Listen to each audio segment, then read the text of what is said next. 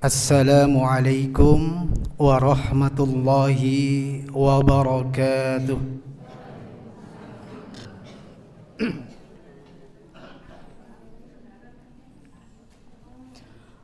Alhamdulillahilladzi bi ni'matihi tatimmus shalihat wa bi fadlihi tatanazzalul khairat wal barakat wa bi taufiqihi tatahaqqaqul maqasidu wal ghayat. Asyhadu an la ilaha illallah wa asyhadu anna Muhammadan abduhu wa rasuluh. Allahumma salli wa sallim wa barik ala nabiyyina Muhammadin wa ala alihi wa sahbihi ajmain, amma ba'd. Yang kami hormati Ketua Pimpinan Cabang Muhammadiyah Kecamatan Parakan beserta pengurus, yang kami hormati Ketua Takmir Masjid Al-Manar beserta pengurus, dan segenap Bapak dan Ibu, para asatid, ya, para ustadz, ustadzah yang berbahagia, dan seluruh yang hadir pada kesempatan pagi hari ini. Terlebih dahulu mari kita panjatkan puji dan syukur pada Allah Subhanahu wa ta'ala, sehingga pada kesempatan pagi hari ini kita diberikan kenikmatan yang luar biasa. Nikmat Allah itu begitu sangat banyak. Wa in ta'uddu nikmatallah la tuhsuha.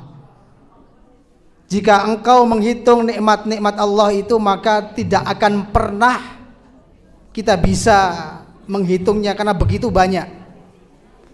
Tetapi kadang-kadang manusia menungso, menus ora kroso. Itu kebanyakan kalau ada nikmat itu tidak pernah dihitung, ya. Tetapi begitu ada musibah, ada sesuatu yang kurang enak, biasanya sudah dihitung-hitung. Kemarin kena musibah ini, kemarin punya alangan ini, kemarin ini. Koyone sak donya paling ngrekoso.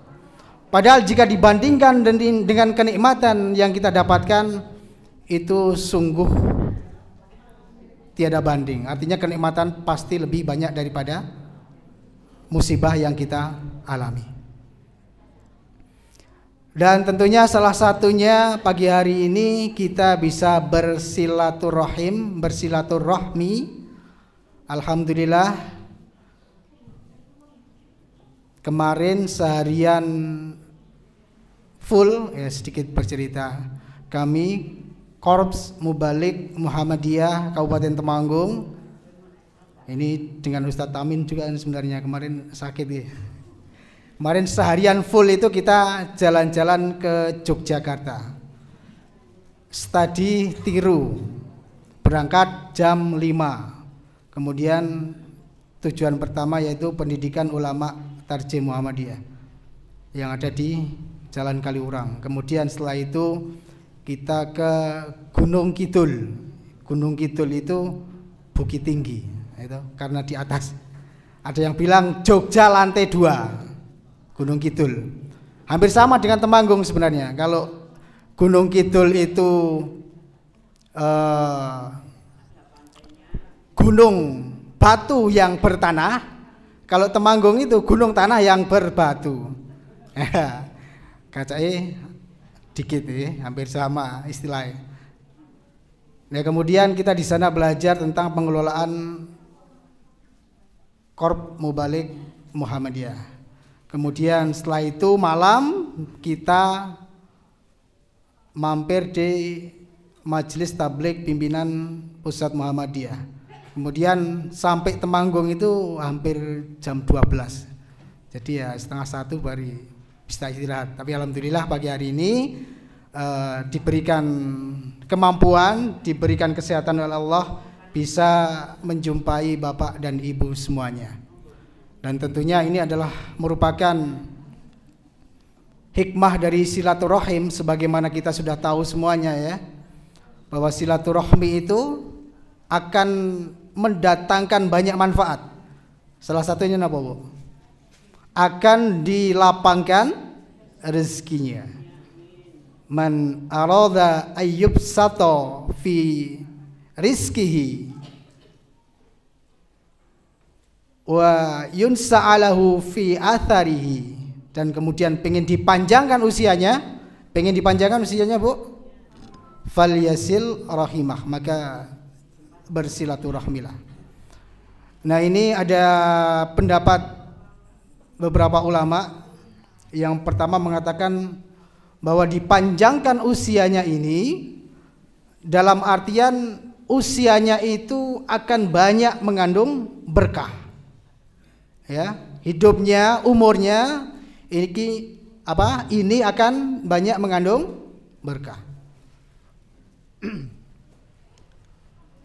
Meskipun usianya tidak panjang. Kemudian yang kedua, ini betul-betul akan ditambahkan usia kita, akan dipanjangkan umur kita. Di mana rata-rata umat atau orang zaman sekarang ini, kata Nabi, a'maru ummati ma baina sittin wa sab'in, bahwa rata-rata umur umat orang zaman sekarang itu di antara pinten, Bu? 60 sampai 70. Wa aqalluhum ma yajuzu dzalik, dan sedikit yang bisa melampaui batas tersebut. Ada yang sudah yuswani 70 tahun? Ibu, Bapak, ada nggih? Alhamdulillah. Dan dikatakan Nabi itu termasuk bonus. Jadi yang usianya sudah melebihi itu, ini termasuk bonus. Dan pendapat tadi ada yang mengatakan bahwa dengan bersilaturahmi ini umur kita itu benar-benar akan dipanjangkan. Artinya seandainya usia kita dikasih 70, dengan kita rajin bersilaturahmi, bisa jadi itu akan ditambah menjadi usianya 71 tahun misalnya, atau 72 tahun, atau 70 tahun lebih 1 bulan, ya, atau 70 tahun lebih 1 minggu, lebih sehari, lebih 1 jam, dan seterusnya. Itu beberapa pendapat ulama seperti itu. Oleh karena itu, sekali lagi kita syukuri segala nikmat yang senantiasa kita dapatkan di setiap saatnya. Salawat dan salam semoga senantiasa tercurahkan kepada baginda Rasulullah Muhammad sallallahu alaihi wasallam, yang senantiasa kita nantikan syafaatnya di yaumul qiyamah. Kemudian berikutnya kesempatan pagi hari ini, terima kasih saudara saya, lupa namanya ya, sama-sama asli dari Gunung ya, dari Ngatirjo. Ustadz siapa? Aziz ya? Ustadz Aziz. Itu satu kampung dengan satu kelurahan tapi beda kampung. Sekarang ngajar di SD Muhammadiyah Parakan. Yang sudah memberikan waktu tadi untuk anak kami latihan ya, bukan bagus dan tidaknya, tentunya masih banyak kekurangan, tetapi yang penting adalah untuk melatih mental. Nah, dia lulusan dari SD Muhammadiyah juga, tapi SD Muhammadiyah Temanggung. Sekarang sedang belajar menghafal Al-Quran di pesantren. Mohon doa restunya. Mudah-mudahan harapan kami besok bisa melanjutkan ke Timur Tengah, dan mudah-mudahan pulang juga bisa memberikan kontribusi untuk Muhammadiyah. Amin ya rabbal alamin. Bapak dan Ibu yang berbahagia, pada kesempatan pagi hari ini akan sedikit kita berbicara, ngobrol ya.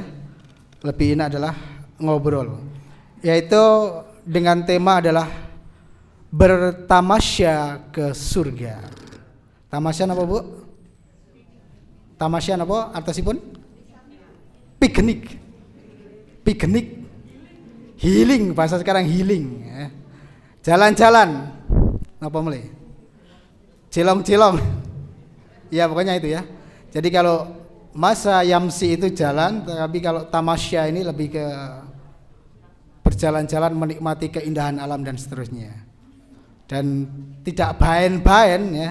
Pagi hari ini coba kita sedikit membayangkan, ya, membayangkan bukan betulan. Kalau betulan kita harus meninggal lebih dahulu, ya kan? Jadi kita membayangkan bertamasya, jalan-jalan ke surga.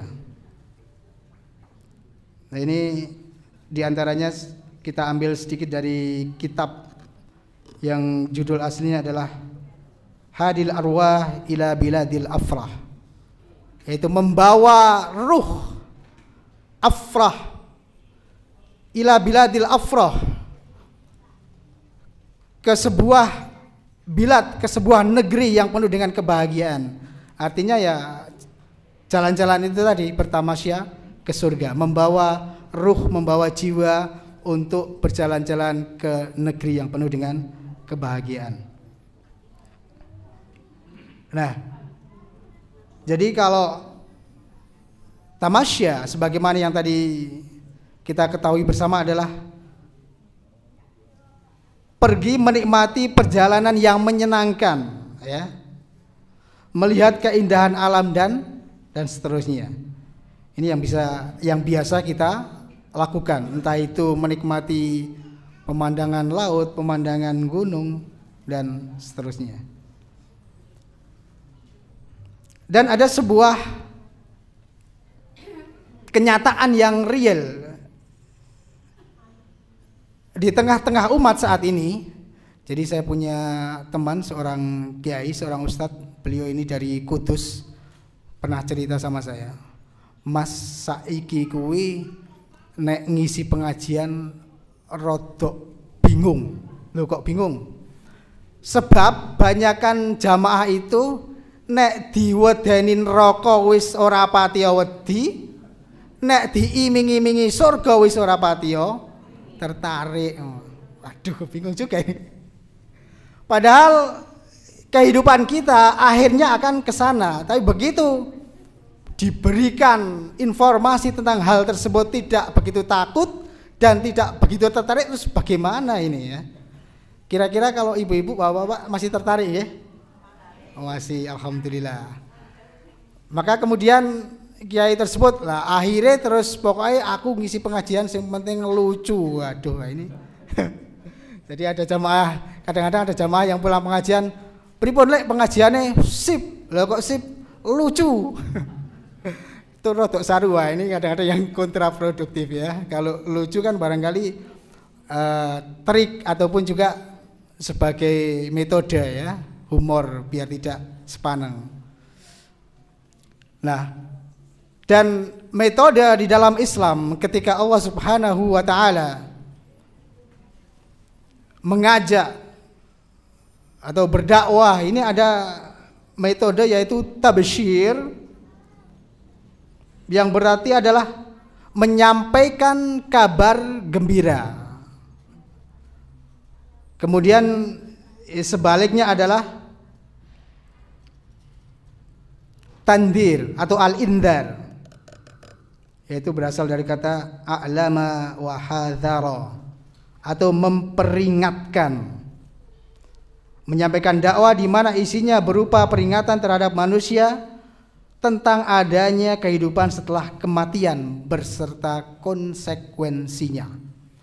Maka alhamdulillah apabila di antara kita ini masih tertarik dengan surga dan masih takut dengan neraka, maka kemudian juga diterapkan di antara kita di lembaga pendidikan, di sekolah dan seterusnya juga ada dua metode ini. Jadi anak-anak itu ada yang namanya dikasih reward ataupun bonus kalau mendapatkan suatu prestasi tertentu. Tapi kemudian kalau melanggar atau melakukan sesuatu yang jelek, maka kemudian dikasih punishment ataupun hukuman. Ini adalah metode yang mengadopsi dari Islam, dari Al-Quran dan hadis. Misalnya seorang pegawai yang bagus, yang kinerjanya istimewa, dikasih bonus, kenaikan gaji, peluang karir dan seterusnya. Tetapi begitu berbuat kesalahan, mulai dikasih peringatan, kasih teguran, sampai mungkin juga ada pemecatan. Nah, Bapak dan Ibu yang berbahagia, maka seandainya kita saat ini kita masih berpegang teguh pada Al-Quran dan As-Sunnah, kita beriman, kita bertakwa di zaman yang orang katakan adalah Yaman akhir, maka kita termasuk orang yang beruntung. Sebagaimana dikatakan oleh Rasulullah Sallallahu Alaihi Wasallam, ada seorang laki-laki berkata kepada beliau, "Ya Rasul, beruntunglah bagi orang yang melihatmu dan yang beriman kepadamu." Kemudian beliau menjawab, "Beruntunglah orang yang melihatku dan beriman kepadaku." Kemudian beruntunglah, kemudian beruntunglah, kemudian beruntunglah, sampai 3 kali Rasulullah mengatakan itu. Siapa? Bagi orang yang beriman kepadaku padahal dia tidak melihatku. Nah, ini termasuk kita semuanya. Kalau sahabat Rasul itu masih melihat Rasul, masih bersama Rasul. Jadi kalau ada sesuatu itu bisa tanya pada Rasulullah. Tetapi begitu orang-orang setelah itu kemudian mereka beriman, maka itu termasuk orang yang beruntung. Nah, semoga kita termasuk bagian dari orang yang beruntung, yang tidak ketemu dengan Rasul tetapi kita masih bisa dan beriman menjalankan yang beliau perintahkan. Karena orang itu kalau mendengar atau menemui, menangis secara langsung dengan tidak langsung itu berbeda. Misal pengajian, Pak, besok di Almanar hari Rabu ada pengajian habis Isya. Jari sinten, jari Pak Niki. Nah, itu berbeda dengan langsung mungkin dari ketua takmirnya, misal, Pak nginjing rawuh nggih, besok ada pengajian di Almanar. Dia kan informasinya langsung dari sumbernya. Nah, inilah ketika kita saat ini sumbernya sudah panjang ya, Rasul, sahabat sudah turun sampai sekarang, kemudian kita masih beriman, maka kita adalah termasuk orang-orang yang beruntung. Amin ya rabbal alamin. Jamaah yang dimuliakan oleh Allah Subhanahu wa taala, dan memang yang namanya iman itu menuntut percaya ya, bukan sekedar hanya logika, akal. Kalau hanya logika, maka kadang-kadang ada sesuatu yang tidak masuk akal. Contoh seperti sepatu. Sepatu itu yang dipakai bawahnya gitu, kita berjalan bawahnya. Tetapi sing dilap kok dhuwure, ya, kok ora sing isore begitu mau tindakan disemir, terus kayak buat tindak dan seterusnya. Nah, ini diibaratkan dalam sebuah hadis seperti itu. Kita dituntut untuk percaya. Dan umat Nabi Muhammad Sallallahu Alaihi Wasallam memang dituntut untuk lebih beriman dibandingkan dengan umat-umat nabi-nabi terdahulu yang harus ditunjukkan dengan real, langsung nyata. Contohipun seperti umatnya Nabi Musa. Ya. Nabi Musa bisa merubah tongkat menjadi ular. Yang tadinya orangnya itu kafir, kemudian pastinya langsung beriman karena sudah ditunjukkan, berarti ini memang betul-betul Rasul utusan Allah. Kemudian Nabi Musa bisa membelah lautan, real, nyata. Oh, istimewa, ajaib ini, berarti benar ini utusan Allah. Meskipun demikian juga tetap saja ada orang-orang yang kemudian tidak beriman, tetapi harusnya prosentasenya harusnya lebih lebih tinggi karena langsung ditunjukkan oleh Allah.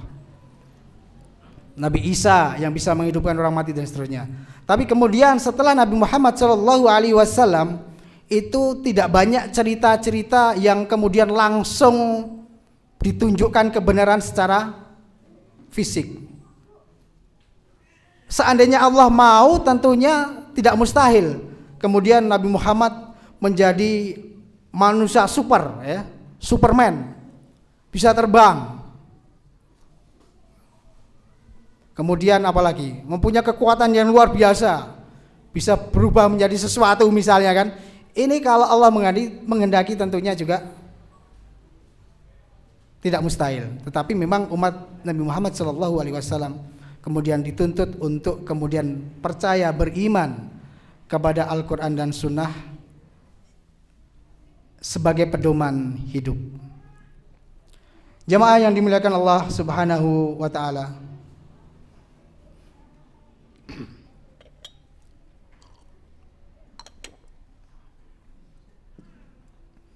nah kemudian kita memasuki pelan-pelan menghayalkan tentang surga. Dan di antara taman surga yang ada di dunia ini, di antaranya disebutkan dalam sebuah hadis bahwa Rasulullah sallallahu alaihi wasallam bersabda, "Ma baina baiti wa mimbari raudhatun min riyadil jannah." Bahwa antara rumahku dan mimbarku adalah salah satu taman surga. Ini Bapak dan Ibu yang sudah tindak haji dan umroh pasti ingin sekali sholat di raudhah. Itu adalah bagian dari taman surga yang ada di dunia. Kemudian yang kedua adalah jamaah majlis zikir, majlis ilmu, seperti yang insya Allah seperti ini, ya. Dikatakan, idza marartum biriyadil jannah farta'u, qalu wa ma riyadul jannah, qala hilaqudz dzikri. Dikatakan bahwa Rasulullah sallallahu alaihi wasallam, jika engkau melewati taman-taman surga, maka singgahlah dengan tenang. Kemudian sahabat bertanya, ya Rasul, apakah taman-taman itu? Kemudian Rasul mengatakan, halakoh, kelompok zikir. Maka jika kita saat ini sedang berada di taman-taman surga, kita paling tidak nyicil nek wis tekan tamane berarti sedelo meneh tekan lawangi, tekan pendopone, tekan pintunya, tekan rumahnya dan seterusnya. Dan yang jelas bahwa di dalam majelis ilmu atau ilmu itu sendiri itu sesungguhnya lebih dibutuhkan bagi kita dibandingkan dengan makanan dan minuman. Coba kita bayangkan ya, kita resapi. Imam Ahmad Ibn Hanbal, beliau pernah menyebutkan, an-nasu ilal ilmi akhwaju minhum ilat ta'am wasyarab, bahwa manusia itu kepada ilmu itu lebih butuh dibandingkan kepada makanan dan minuman. Li'anna at-ta'am wasyarab yahtaju ilaihi fil yaum marrah au marratain. Karena sesungguhnya makan dan minum dibutuhkan dalam sehari hanya sekali, 2 kali. Laras mboten? Ilmu itu, Bapak Ibu, dibutuhkan kita melangkah setiap saat, setiap detik, setiap menit itu akan bermanfaat jika kita mempunyai ilmu. Tetapi makanan itu kita butuhkan sebenarnya, kecuali kalau yang suka ngemil ya, orang mandek-mandek terus ngemil. Sebenarnya hanya dibutuhkan hanya sekali, 2 kali dalam sehari. Bapak dan Ibu dahar sehari berapa kali? 3 kali mungkin ya, atau mungkin kadang-kadang 2 kali. Kadang-kadang Bapak Ibu yang sudah mulai sepuh, kadang hawa atau keinginan untuk makan dahar itu kadang-kadang sudah berkurang. Mungkin apa betul? Sepertinya seperti itu. Berbeda ketika seseorang itu masih remaja ya, istilahnya kayak semoga nih. Ya saya contohkan anak saya ini sendiri. Pulang dari pondok di rumah pagi-pagi habis subuh jalan-jalan ke alun-alun. Di pojok itu ada soto ya Mas. Ada bubur. Dia beli bubur. Makan kan? Begitu sampai rumah ibunya masak sarapan. Ya, itu. Nanti jam 10 ada bakul lewat, bakso Malang, beli lagi. Udah berapa kali? 3 kali. Nanti siang hari jam 12 ditawari lagi makan sama ibunya, ya makan lagi. Sore hari ada siomay lewat, beli lagi. Masya Allah. Habis maghrib saat makanan makan lagi, masya Allah. Itu berbeda dengan orang yang sudah sepuh ya. Karena apa? Karena memang asupan itu kemudian untuk dikembangkan atau berkembang menjadi daging, menjadi pikiran. Maka Bapak Ibu punya putra yang usianya remaja itu dengan pola makan yang masih semegot tadi, kemudian dijejeli dengan ilmu, menghafal Al-Quran, belajar, dan seterusnya juga itu akan lebih bisa menyerap dan kelak akan menjadi sebuah daging. Berbeda dengan ketika sudah sepuh, kadang-kadang kita makan itu kemudian tidak meski jadi daging. Benar sebetulnya. Makan sehari telung piring 5 piring kok ora dadi daging, njuk melayune teng pundi. Mayunya hanya ke depan, ke samping, nggih betul? Ya.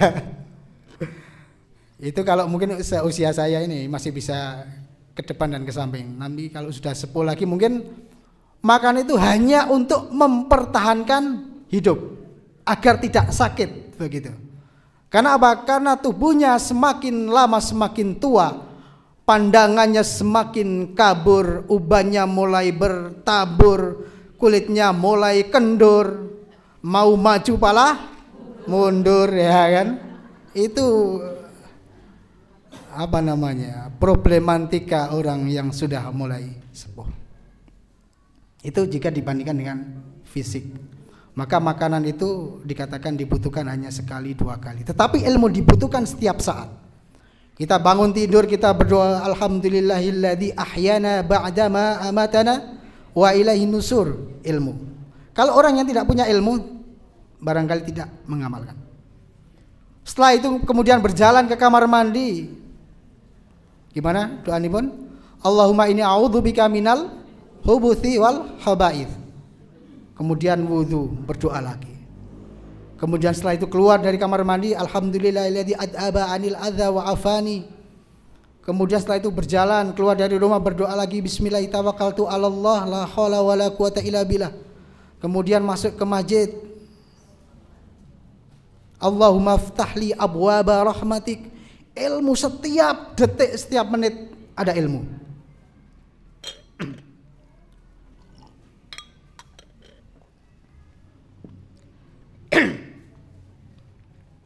Dan kemudian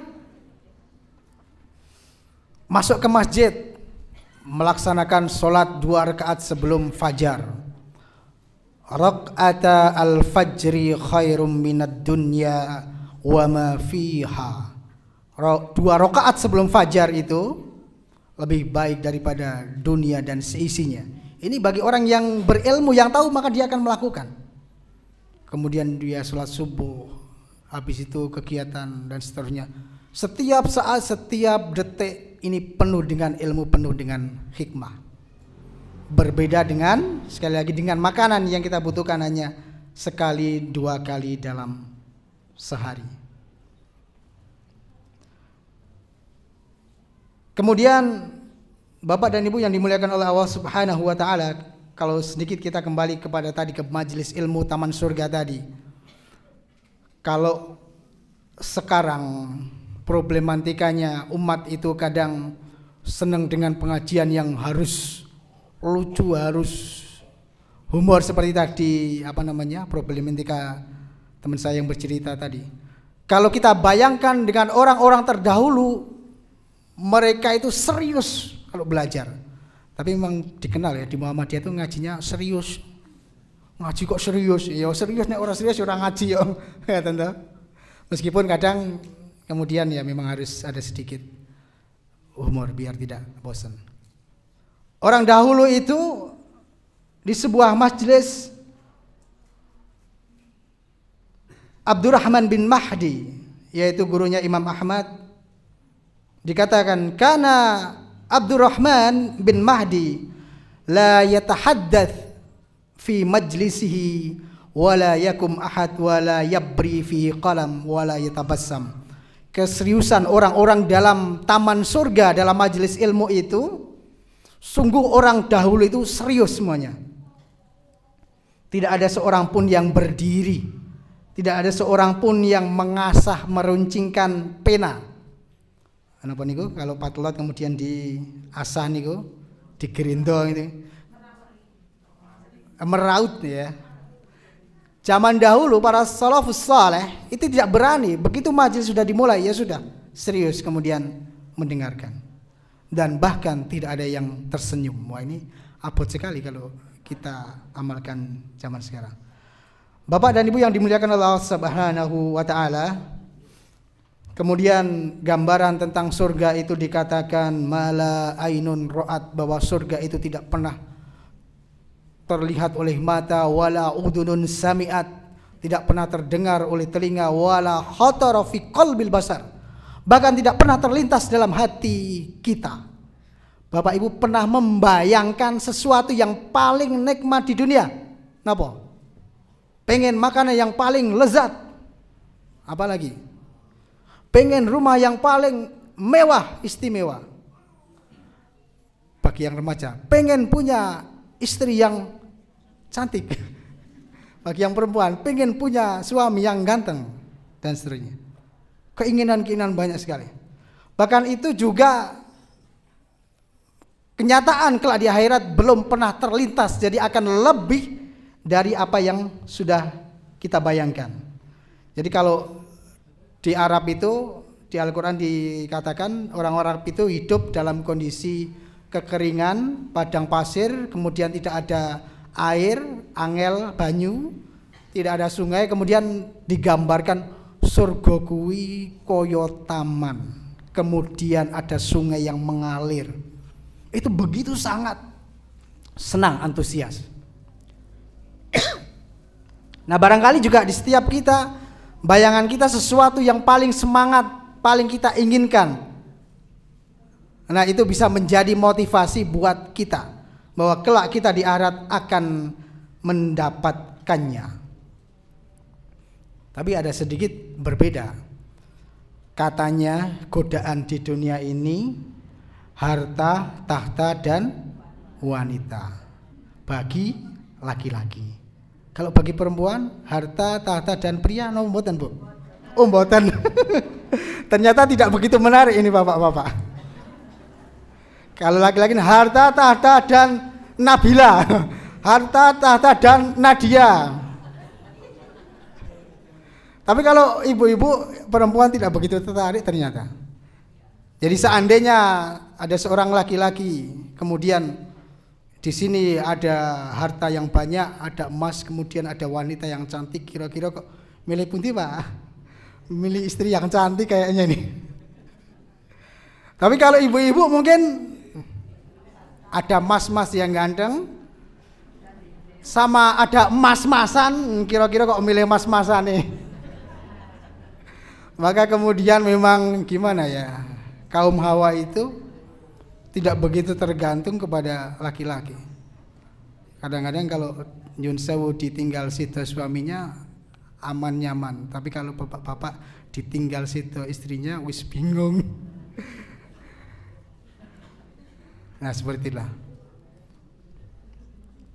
Nah maka kemudian nyatanya, realnya di lingkungan kita kadang-kadang seorang perempuan yang kemudian hidupnya itu sudah mapan, pekerjaannya sudah bagus, gajinya banyak, sudah ada mas-masan sampai kayak toko emas berjalan, sampai usianya sudah seharusnya menikah, tapi kemudian sudah santai, tenang, dan tidak kepingin menikah karena tadi sudah mendapatkan kehidupan yang mapan tadi. Maka kemudian yang ditawarkan oleh Allah Subhanahu wa ta'ala di akhirat itu ternyata memang berbeda. Kalau bapak-bapak yang terkenal di samping kenikmatan yang lain, maka akan diberikan bidadari surga. Nah, tapi kalau ibu-ibu tidak akan diberikan bidadari surga, tidak. Bidadara surga. Karena tadi tidak menarik tadi. Masya Allah. Nah, berapa jumlah istri dari seorang laki-laki yang kemudian meninggal dan masuk ke dalam surga? Ya, sebentar.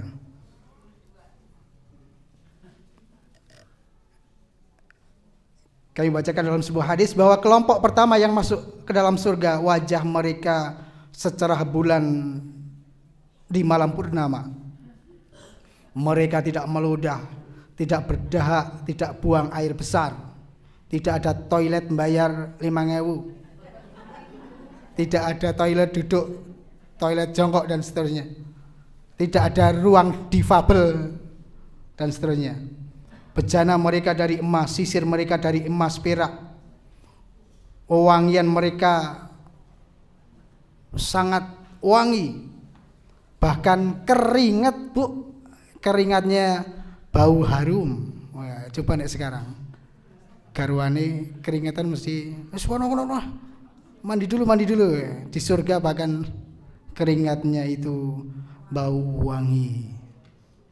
Kemudian masing-masing seorang laki-laki itu akan memiliki 2 istri. Waduh ya ibu-ibu. Kemudian dilanjutkan di mana sumsum tulang betisnya kelihatan di balik daging karena cantiknya. Nah, di antara karakter dari bidadari surga, ini bapak-bapak dulu, nanti ibu-ibu nanti. Bapak-bapak dulu. Ya, tadi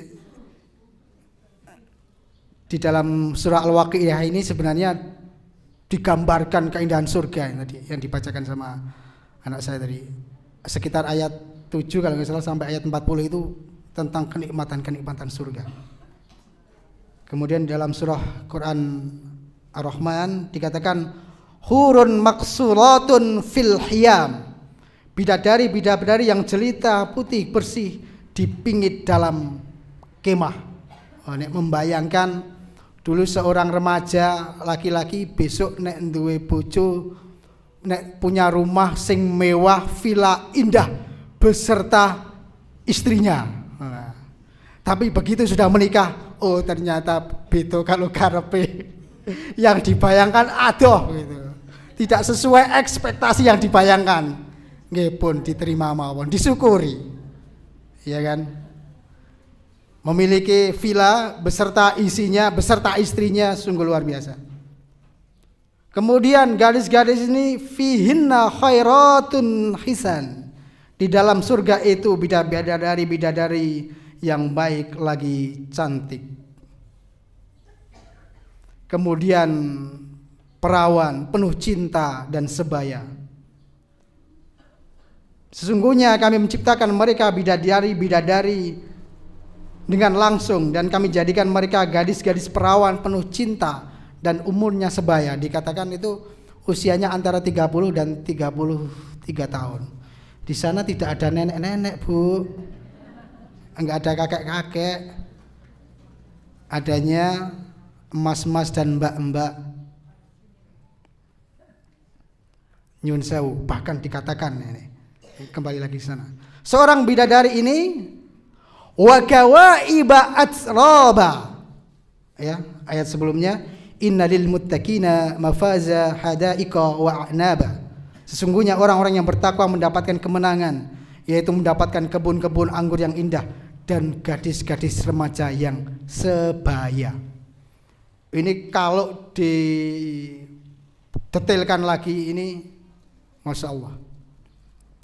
Wa kawaiba atraba itu adalah seorang remaja yang sebaya yang ideal. Ini idealnya Bapak bisa membayangkan. Idealnya seorang wanita itu bagaimana?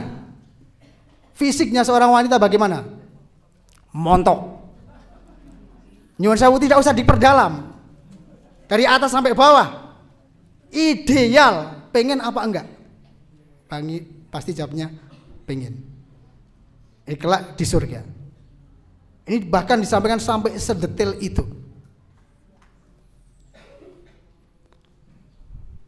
Kemudian kulitnya mulus, matanya melolok, nggak usah pakai apa nih kak? Softline, biar kayak orang Eropa, biar kayak orang India itu sudah cantik. Rambutnya berkilau. Kemudian kulitnya mulus itu seperti kulit yang ada di dalam antara apa namanya, kulit telur dengan kuning telur. Ini kita membayangkan sangat lembut sekali. Kemudian sebening mutiara, ka'amthali lu'lu'il maknun, laksana mutiara yang tersimpan dengan baik, mutiara yang belum pernah terjamah yang ada di dalam lautan. Ya, lanjut saja sekilas karena waktunya terbatas. Suatu saat semoga bisa kita sambung lagi. Kemudian yang jelas ini tidak pernah ada rasa cemburu. Kalau sekarang mungkin ditawari, belum ditawari, ya sudah ancang-ancang. Atau mungkin ada Bu yang menawarkan, Pak badai ngersake meleh. Wonten Bu. Jalan menuju surga. Tapi kalau ibu ditanya arek golek dalan liyane, ora sudi.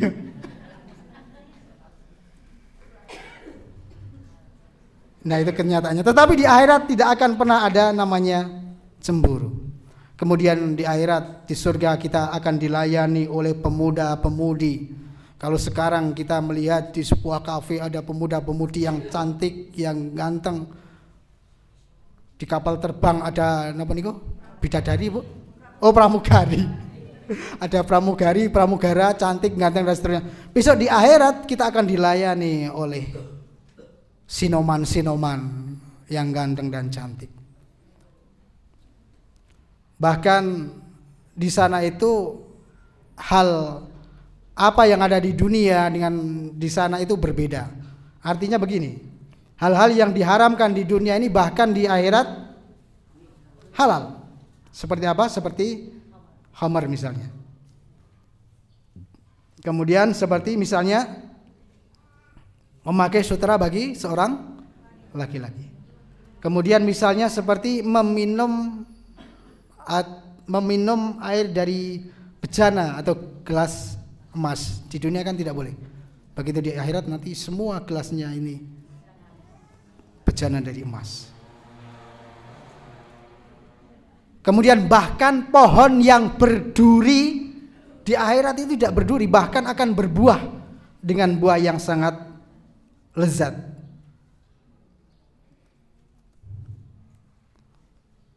Nah ini kembali lagi sini. Tinggal waktu sedikit kembali ke ibu-ibu. Kemudian seorang perempuan ini tidak akan mendapatkan bidadara. Tetapi ketika semuanya soleh dan solihah akan bertemu dengan suaminya di dunia, tetapi nanti di sana akan pangling Bu, ya kan? Yang tadinya kurus kering, bagus ganteng, ya jadi atletis. Wis ora tengok kanan kiri, wis marem dengan suaminya itu. Bahkan kekuatan seorang laki-laki dikatakan 100 kali lebih kuat. Jangan khawatir Bu, 100 kali lebih kuat. Dalam hal apa saja, silakan bisa membayangkan. Ada yang bertani misalnya, biasanya suaminya mengkuasa keranjang, wah ini langsung 100 keranjang. Dan seterusnya, contoh-contoh yang lain. Seorang suami di surga nanti akan menjadi seorang suami yang ideal, kekuatannya luar biasa. Kemudian bahkan bentuknya ini seperti bentuknya Nabi Nabi Adam. Nah, kemudian ini yang sangat menarik. Saya tutup dengan kisah ini. Ibnu Qayyim al-Jauziyah menyebutkan dalam sebuah hadis panjang, digambarkan bahwa seorang laki-laki di surga mendapatkan bidadari, 70 bidadari yang ada di sekitarnya. Bapak-bapak lagi bisa membayangkan, baru duduk santai sambil ngopi, sambil dipijet dengan bidadari-bidadari tadi. Ada yang melayani, memberikan pelayanan yang lain dan seterusnya. Sudah penuh itu bidadari-bidadarinya. Tiba-tiba ada seorang perempuan yang lewat di depan. Kemudian semuanya tercengang.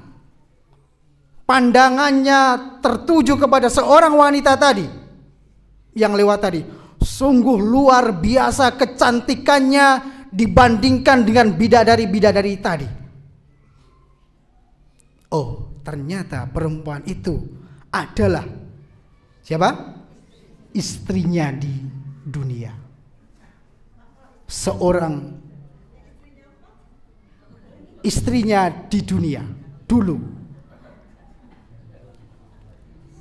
Maksudnya? Jadi ketika ibu punya suami, masuk surga menjadi seorang laki-laki yang soleh, dikelilingi bidadari-bidadari yang sangat banyak, yang cantik luar biasa, seperti tadi ciri-ciri yang sudah kita sebutkan. Kemudian datang seorang perempuan yang begitu cantik, ternyata itu adalah istrinya ketika di surga. Luar biasa. Maka kemudian dilanjutkan, diterangkan,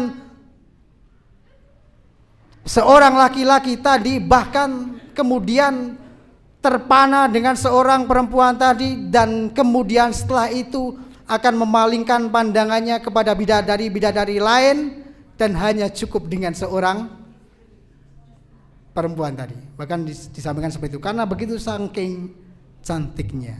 Maka salah satu dari keistimewaan itu di akhirat, ibu, seorang perempuan yang soleh akan menjadi istri dari suami di dunia. Jadi akan kembali lagi bertemu di sana. Kemudian dijelaskan sedikit lagi, dijelaskan lebih lanjut kenapa demikian. Karena seorang perempuan, seorang istri di dunia merasakan begitu susahnya berjuang menjaga auratnya, menutup auratnya, berjuang membantu suaminya. Ada yang berjuang mencari ma'isyah, membantu suaminya, anaknya membutuhkan biaya di pondok pesantren, di sekolah dan seterusnya, menyelesaikan seluruh pekerjaan di rumah setiap hari, ya kan? Seorang perempuan meskipun dia bekerja juga harus menyelesaikan pekerjaan di rumah, harus nyuci, harus nyetrika, harus masak. Lalu sebatan, Bu, kadang-kadang seorang laki-laki kalau sudah pegang HP ini dipanggil sudah nggak konsen, Pak, di apa namanya? Di kepak gitu ya, baru piye. Seorang perempuan istimewa sekali, sambil telepon temannya, sambil goreng, sereng, sambil nyapu, mesin cucinya sudah penuh, kemudian dimatikan dan seterusnya. Begitu perjuangan seorang wanita di dunia yang diniati dengan amal, diniatkan dengan ibadah, maka kemudian di akhirat dia akan menjadi seorang bidadari, menjadi ratu bidadari di surga. Karena bidadari di surga itu tidak pernah hidup di dunia, mereka tidak pernah merasakan pahitnya dunia. Tetapi seorang istri di dunia, dia merasakan pahitnya kehidupan di dunia. Setiap hari kudu mikir setliko, nggih mboten? Selikone numpuk. Besok jalan-jalan pulang lagi, numpuk lagi ya. Tapi kalau kita membayangkan setiap satu helai pakaian satu pahala, Bu. Jadi kita membayangkan, satu selesai, dua, dihitung mawon, insya Allah pahalanya setiap helai itu akan ada pahala. Dengan demikian insya Allah akan menjadi penyemangat. Bapak dan Ibu arsyadani wa arsyadakumullah,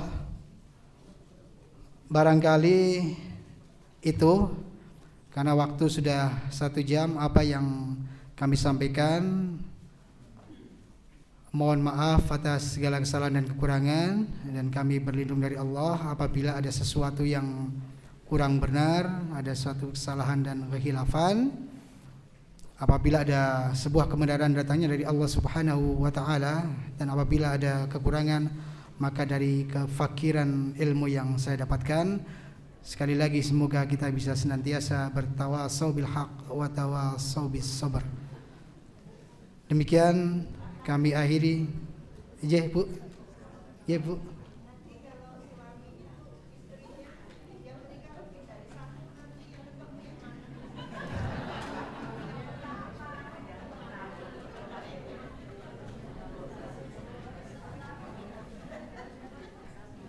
Suami yang menikah lebih dari 1.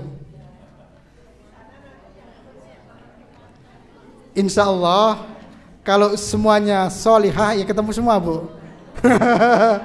Karena tadi kembali lagi ke pasal tadi, tidak akan pernah ada rasa cemburu. Ya, jadi kalau seperti nabi-nabi, rasul-rasul, istrinya banyak, insya Allah juga akan bertemu di akhirat lagi. Tentunya dengan niat ibadah, ya, karena rasul-rasul nabi kan menikah lebih dari 1 kan mereka betul-betul karena Allah, tidak karena nafsu. Mungkin yang berbeda dengan saat ini, mungkin Allahu a'lam motivasinya mungkin berbeda. Tetapi kalau Nabi Rasul tentunya dalam rangka ibadah. Jadi Rasulullah sendiri tidak hanya menikah dengan seorang wanita yang usia muda seperti Siti Aisyah, tetapi juga dengan istri-istri beliau yang sudah sepuh, sudah janda dan seterusnya. Demikian kira-kira Bu. Nggih. Sampun nggih. Matur nuwun, barangkali itu yang bisa kami sampaikan. Dengan sedikit kita bertamasya ke surga. Mudah-mudahan bisa memberikan motivasi semangat kita untuk beribadah dan untuk memperbanyak kehadiran di majelis-majelis zikir, kehadiran di majelis-majelis ilmu. Demikian wa akhiru da'wana alhamdulillahi rabbil alamin. Wa astaghfiru minkum jami'an ala kulli khuta'at. Wassalamu alaikum warahmatullahi wabarakatuh.